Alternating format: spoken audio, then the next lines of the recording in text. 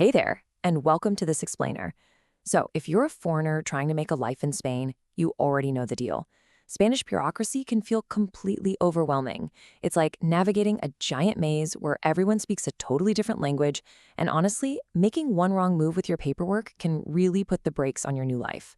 But don't sweat it, because we're here to decode the whole thing, step by step. We're turning this massive, complicated system into a super clear visual glossary.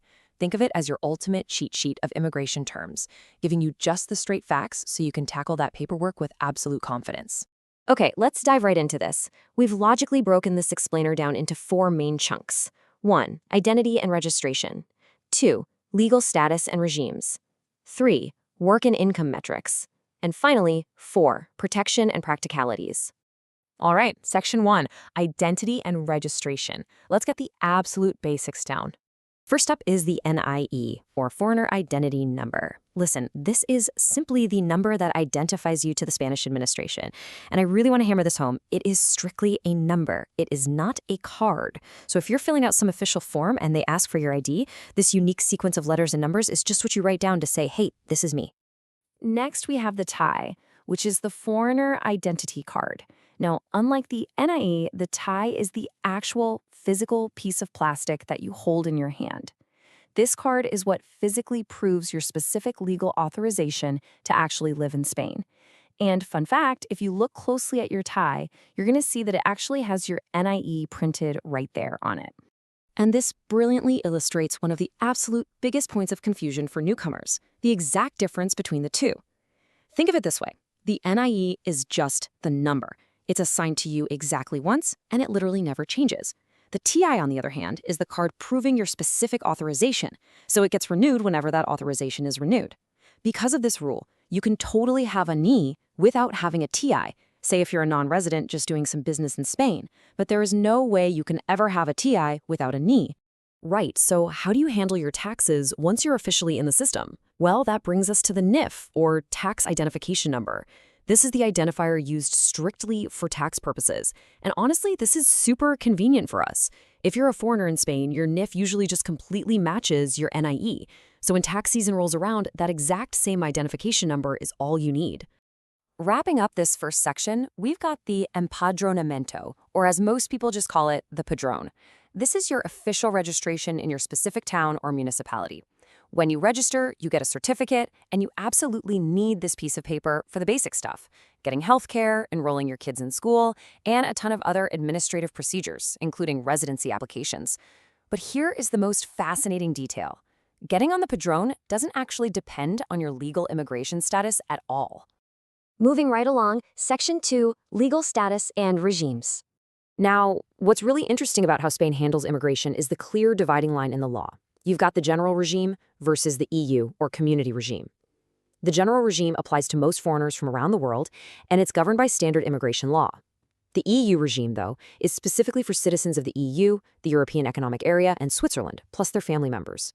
If you're lucky enough to fall under the EU regime, you basically get a much smoother ride with far more favorable legal conditions. But what if you're already in Spain and you need to find a different pathway to stay? That is where Arraigo comes in. Arraigo is a residence authorization that's granted on exceptional grounds for people who have established deep ties or roots in Spain. So, for example, if you've been living in Spain for a certain amount of time and you can actually prove those ties, which, by the way, usually requires that padrón certificate we just talked about, Arraigo offers you a really vital, exceptional route to getting legal residency. And then, of course, we have the holy grail for a lot of people, long-term residence. This is an indefinite authorization to stay in the country. It's a massive milestone, and you only unlock it after you've officially clocked 5 years of legal residence in Spain. All right, Section 3, Work and Income Metrics. Let's talk about the money side of things. First is a super common acronym you're going to see all over your application forms, IPRM. This stands for the Reference Income Indicator. The Spanish government uses the IPRM as a financial benchmark to set the economic requirements you have to meet for different procedures. A perfect example of this is family reunification. Basically, you have to prove that your income meets a certain multiple of the IPRM to show them, yes, I can financially support the family members I want to bring over to Spain. Now, completely distinct from the IPRM is the SMI, which is simply the official minimum wage. While the IPREM is just an indicator for checking requirements, the SMI is the absolute baseline for employment contracts. So if you're applying for something like socio-labor Arraigo, your work contract generally needs to guarantee that you're being paid at least the SMI. Aside from your income, there's also your professional background to consider. Homologation, or recognition, is the bureaucratic process of validating a qualification in Spain that you actually earned abroad. If you got a university degree back in your home country and you want it legally recognized by the Spanish system so you can practice your profession here, well, homologation is the hoop you have to jump through. Almost done. Section 4, protection and practicalities. So, a really crucial concept to grasp right now is temporary protection, or PT. This is a collective protection status that's granted to a specific group of people who are in need of immediate safe haven. Currently, this specific status is being applied to people who have been displaced from Ukraine. And directly linked to that last point are the CREADEs. These are the physical reception centers that were established specifically for people displaced from Ukraine. They essentially act as the very first point of contact and support for folks arriving under that temporary protection status we literally just discussed. And finally, we arrive at perhaps the single most important survival term of them all, Cita previa. This translates to the prior appointment. Guys, I cannot emphasize this enough. Without a cita previa, many government offices literally will not even look at you. You can't just stroll up to a desk to apply for your tie or get your padrón. You absolutely must secure this prior appointment in the computer system first. It is, no joke, the golden key to unlocking any door in the Spanish administration.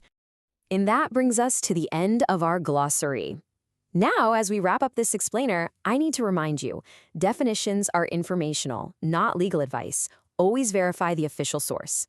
We really hope this visual dictionary has empowered you to tackle your paperwork head-on, but it definitely begs the question, will mastering all these terms finally give you the upper hand against the Spanish bureaucracy, or is this really just the first level of the maze?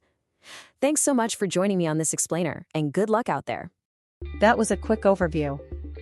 On our website you'll find step-by-step guides to many procedures, the padrón, the health card, the NIE, the tie, legalization, and more.